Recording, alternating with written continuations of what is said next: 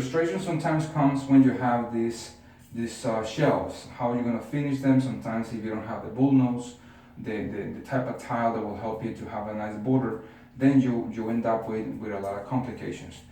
This aluminum trim is going to be used for the purpose. What we're going to do is we're going to cut it just like we're cutting wood trim, and we're going to cut it 45-degree angles, and we're going to finish this in the right way. We have about 14 inches over here in the space that's going to be clear. The reason is that some bottles are very big, and you want to make sure that they have enough space and clearance.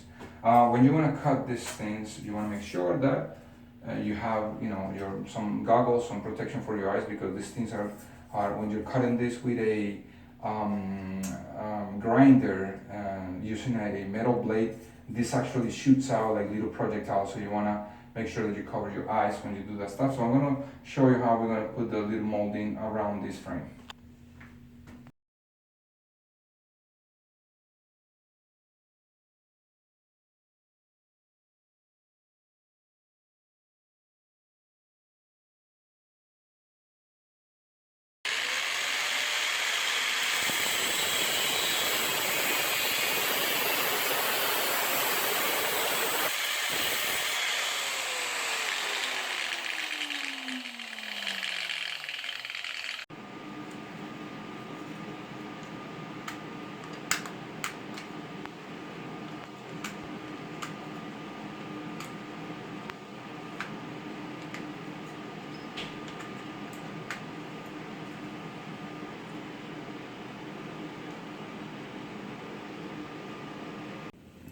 Now you can see the 45-degree cuts, and it's a really nice and straight way of installing this trim. What we're going to do next is following the lines. We have lines over here. Is that we're going to give a little bit of inclination to the shelf, and we're going to add the pieces on the side. Also using the rapid set motor, and then in the back we're going to use the same mosaic that I'm going to use on the floor. I'm going to have it over here as an accent. So put a little bit of attention to that. Make sure that it's nice and flush. That you don't have issues with the molding. And obviously use, like what I'm doing right now, use some protection for your eyes, definitely. Let's continue. Well, now that you see that the first part, we put the aluminum trim around it. We're gonna work with the bottom. If you notice here, and we put this on this side. If you notice here, we are following the lines over here, and also we're following the lines there. You have a little bit of inclination, and you want to make sure that you don't have a lip over here. You want to make sure that the water flows correctly, right? So this one has to be level, or just about 1/16 of an inch higher than the molding.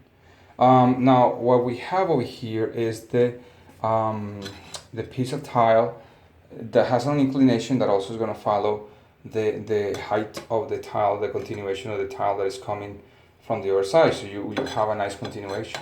Remember that we have the mosaics that are going to go inside here.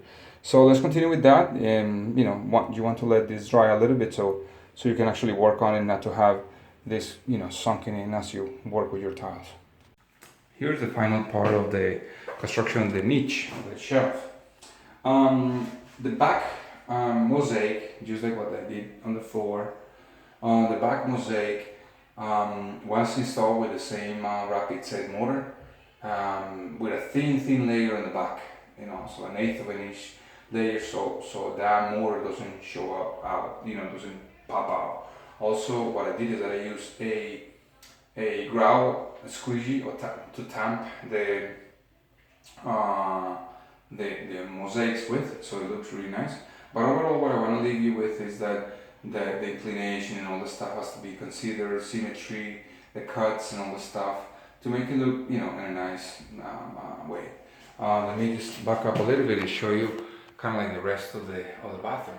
So, it's a nice shower. It has a particular thing. It's a beautiful floor. Plenty of videos about that, how to install it, how to build the showers. So thank you again. Thank you so much for watching. I hope this video can help you to make your own nice shelving and stuff like that. So if you're not a subscriber, please subscribe. If you are, thank you as always. See you in the next one. Bye bye.